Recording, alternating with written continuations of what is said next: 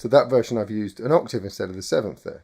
So we're starting to see that some of the possible variations for how the blues, a particular kind of blues, works out. This is the other thing about the blues, is that the blues is manifest with a number of quite distinct regional variations in the States. So Chicago blues is different from Texas blues, which is different from blues in New Orleans, which is different from kind of country blues you get in Tennessee, or St. Louis blues.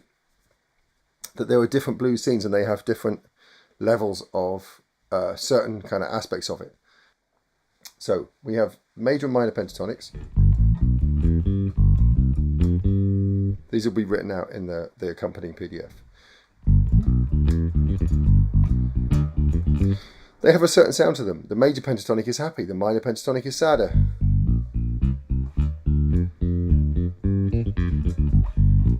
The blues is deceptively simple.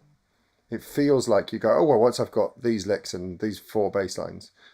People who don't do blues gigs very often think of them as being really dull. The friends of mine who play blues all the time are scholars of the blues. They are people who spend their life thinking about refining those things that make the blues what the blues is. Like I said, I'm going to give you a listening list in the forum. But the things I want you to focus on with this, there's going to be 3 backing tracks.